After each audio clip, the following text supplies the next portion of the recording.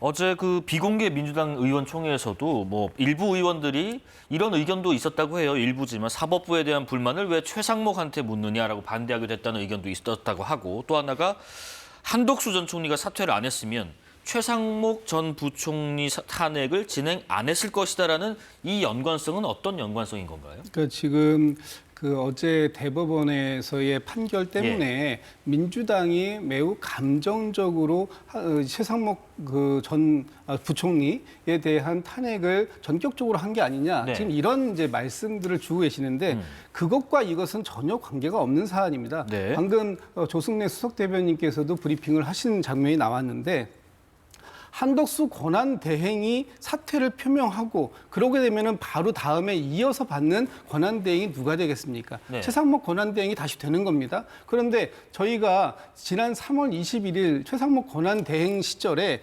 분명히 저희가 탄핵 소추안을 발의를 했습니다. 네. 그리고 그 사이에 탄핵 조사도 했습니다. 국회에서. 왜 그랬습니까?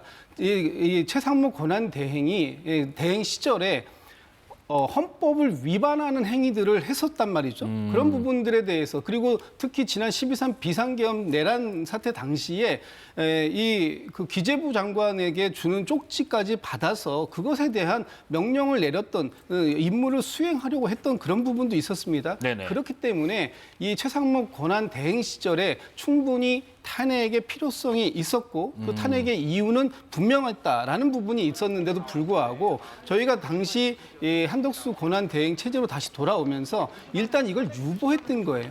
그런데 이번에 그 한덕수 권한 대행이 어제 오후에 바로 전격적으로 또 사퇴를 했지 않습니까? 네네. 그리고 대선에 출마하신다고 해요. 그리고 나서 바로 누가 이어받게 되느냐? 최상목 그 부총리가 다시 권한 대행을 받게 되는데, 이 최상목 권한대행 체제는 매우 부적절하다는 것이 저희 민주당의 그동안의 일관된 입장이었기 때문에 이 부분에 대해서 저희가 이제 그 탄핵안을 진행한 것인데, 네.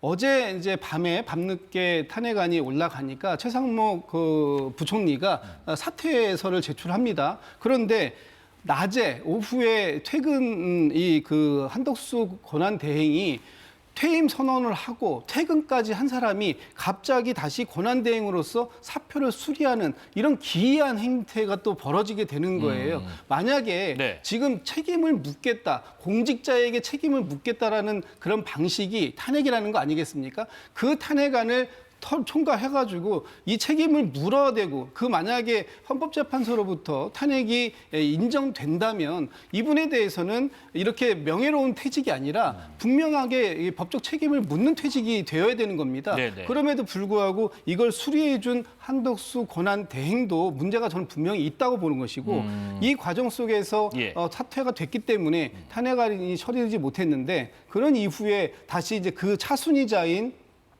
지금 교육부 이주호 교육부 장관 겸 부총리께서 이것을 이어받은 거 아니겠습니까? 그런 이 과정들의 시작점은 어디에서 시작된 것이냐? 민주당에서 시작된 것이 아니라 한덕수 권한 대행이 사퇴하고, 그러면서 그 부분을 인정할 수 없는, 최상목 권한 대행 체제를 인정할 수 없다라는 민주당의 입장이 반영되는 결과 속에서 최상목 권한 대행조차도, 부총리조차도 사직을 했기 때문에 네네. 지금의 이주호 부총리의 권한 대행 체제가 된 것이다. 이것이 민주당 탓은 아니다. 이런 말씀도 드리겠습니다. 예. 그러니까 이제 뭐 감정적으로 탄핵을 확 해버린 것이 아니라 그동안 발의도 했고 조사도 했고 그냥 유보를 해왔던 것이 자연스럽게 탄핵으로 이어진 것이다라는 의견을 주셨습니다. 그리고 그 절차상에서 왜 사퇴를 선언한 사람이 결재를 했느냐까지 얘기하셨네요. 사퇴를 사직 처리를 냈지만은 자정까지는 그 대통령 권한 대행이 맞았죠. 예. 그러니까 그 결재권이 있는 것이고, 그 갑자기 그렇게 했으니까는 뭐 한밤중에 그 결재를 한 것이고 또 제거를 한 것이고, 자, 이 한덕수 전 대행이 사퇴를 하고 대선에 출마할 것이라고 하는 것은 몇 주 전부터 나왔어요. 그러면 그때부터 다 언론에 다 보도했습니다. 한덕수 대행 사퇴하면 최상목 전 대행이 다시 대행이 된다. 네. 잘 계속 나왔어요. 그러면 조금 전에 말씀처럼 한덕수 다음에 최상목이 있는 것을 막기 위해서라면 그 전에 탄핵을 해버렸어야죠. 그런데 하필 대법원에서 판결이 나온 유죄 취지 파기환송 판결이 나온 그날 했단 말이에요. 그러니까 이것이 일종의 뭐 화풀이다, 이렇게 뭐 분풀이다, 이렇게들 이야기를 하는데, 저는 합부리 분풀이 차원도 있겠지만은 더 큰 그 어떤 목적이 있다고 봅니다. 네. 이렇게까지 탄핵을 한 것은 예. 뭐냐 하면은 지금 앞으로 남은 한 달 대선을 아주 대혼란 속에 치르려고 하는 거예요. 여러 가지 탄핵도 하고 지금 발언도 굉장히 세졌지 않습니까? 발언도 세지고 지금 판사 탄핵까지 이야기 나오고 있죠. 그렇다면은 대법관들 탄핵 이야기 나오고 있습니다. 예. 그렇다면은 이 한 달 남은 기간을 아주 혼란스럽게 여러 가지 이슈들을 던지면서 대통령 권한 대행도 탄핵을 하고 막 해서 일종의 그 이재명 후보의 사법 위기, 사법 리스크가 다시 불거졌지 않습니까? 크게 불거졌죠. 유죄 취지 파기환송이 됐으니까. 그럼 앞으로 모든 이슈가 대선 이슈가 한 달 동안 거기에 쏠리게 돼 있는데 그걸 좀 물타기하기 위해서 저는 뭐 분풀이 차원도 있지만은 전략적으로 이렇게 접근을 해서 최상목 전 대행을 탄핵을 한 것 아닌가 싶습니다. 이 질문도 좀 하나 여쭤볼게요. 지금 국정 운영에 어쨌든 문제가 없는가 하는 부분인데 일단 국무회의가요. 헌법에는 15인 이상 30인 이하의 국무위원으로 구성된다고 규정돼 있고요. 근데 지금은 이제 최 부총리까지 사퇴해서 15인이 안 되거든요. 그런데 정부는 지금 문제가 없다는 입장인데 혹시 근거가 되실 만한 이유를 알고 계시죠? 있죠. 국무조정실에서 오늘 그 설명 자료가 나왔습니다. 원래 우리 헌법 88조에 보면은 이 국무회의는 대통령, 국무총리 그리고 15인 이상 30인 이하의 국무위원으로 구성을 한다 이렇게 돼 있어요. 그렇습니다. 이렇게 돼 있는데 우리 지금 정부 조직법에는 우리 부처가 19개입니다. 예. 19개인데 그 중에서 5명이 지금 이 뭐 사표를 내거나 뭐 공석이죠. 국민 임명을 안 돼서 공석이에요. 그 14명이잖아요. 네. 그러니까 국무위원 15명 안에 안 들어가는 거 그거보다 하나 모자라죠.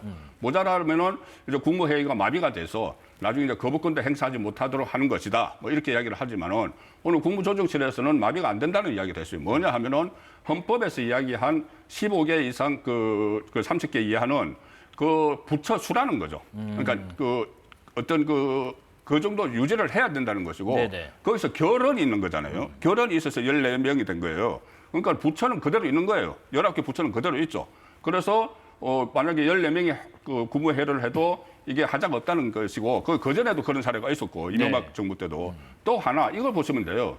이 헌법에 보면은 헌법에 그렇게 돼 있죠. 헌법재판소는 헌법재판관 9명으로 구성된다고 돼 있어요. 그 구성 요건이잖아요. 네네. 구성 요건인데 실제로 최근에도 뭐 8명에서 이렇게 표결을 하고 다 했지 않습니까? 구성 요건은 9명이지만 8명을 했잖아요. 네네. 그리고 이거 국무회의도 마찬가지예요. 구성 요건은 15명 이상이지만 네. 현원이 14명이 12명으로 할 수도 있다는 거죠.